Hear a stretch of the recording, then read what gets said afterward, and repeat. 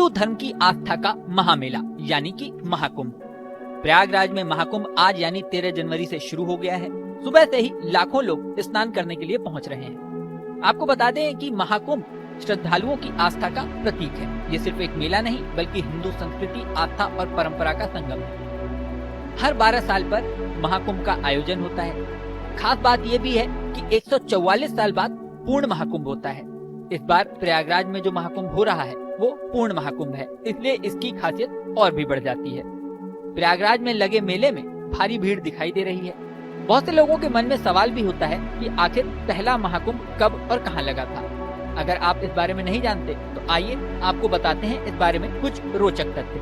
पौराणिक ग्रंथों में कहा गया है कि ये मेला सतयुग से ही लगता आ रहा है, लेकिन इसके बारे में बहुत विस्तृत जानकारी कहीं नहीं है। कुछ पुराणों के अनुसार महाकुंभ की शुरुआत समुद्र मंथन से हुई थी।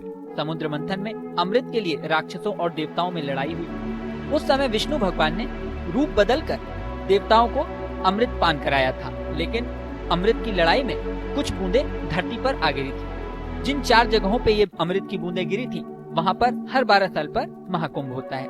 ये 4 स्थान है प्रयागराज, उज्जैन, हरिद्वार और नासिक। कुछ इतिहासकारों का ये भी मानना है कि आदि शंकराचार्य के समय से यानी 9वीं सदी से महाकुंभ पर मेले का आयोजन होने लगा। खैर, पौराणिक मान्यताओं से अलग अगर इस बार के महाकुंभ की बात करें तो पहला शाही स्नान 14 जनवरी 2025 यानी मकर संक्रांति वाले दिन होगा। दूसरा शाही स्नान 29 जनवरी 2025 को मौनी अमावस्या वाले दिन होगा। तीसरा शाही स्नान 3 फरवरी 2025 सरस्वती पूजा यानी बसंत पंचमी वाले दिन होगा। ये तीनों दिन बेहद ही खास माने जाते हैं और इस समय नागा साधुओं के अखाड़े स्नान करने के लिए विशेष रूप से पहुंचते हैं। अनुमान जताया जा रहा है कि सुबह 9:30 बजे तक 60 लाख से ज्यादा श्रद्धालु पहली डुबकी लगा चुके थे और शाम तक ये आंकड़ा 1 करोड़ पहुंच सकता है। मीडिया रिपोर्ट्स के मुताबिक 12 किलोमीटर एरिया में बने स्नान घाट पर श्रद्धालुओं की भीड़ लगी हुई है। संगम में हर घंटे 2 लाख से ज्यादा लोग स्नान कर रहे हैं। आज यानी 13 जनवरी से ही 45 दिन का कल्पवास भी शुरू होगा। कल्पवास मतलब वो लोग जो 45 दिन तक गंगा किनारे ही रहते हैं और उपवास करते हुए ध्यान साधना आराधना करते हैं। व्यवस्थाओं की बात करें तो संगम पर हर एंट्री पर भक्तों की भीड़ लगी हुई है। महाकुंभ के चलते वाहनों की एंट्री बंद है। श्रद्धालु बस और रेलवे स्टेशन से 10 से 12 किलोमीटर पैदल चलकर संगम पहुंच रहे हैं। महाकुंभ के चलते कई स्पेशल ट्रेनें भी चलाई गई हैं। भीषण ठंड के बीच विदेशी भक्त भी डुबकी लगा रहे हैं।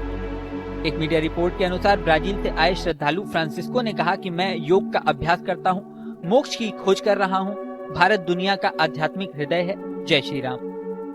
इसके अलावा एप्पल के को फाउंडर स्टीव जॉब्स की पत्नी लॉरेन पावेल जॉस भी इस बार महाकुंभ में पहुंची हैं। महाकुंभ में उनके नाम की काफी चर्चा हो रही है। उन्होंने निरंजनी अखाड़े में अनुष्ठान किया है और वो कल्पवास भी करेंगी।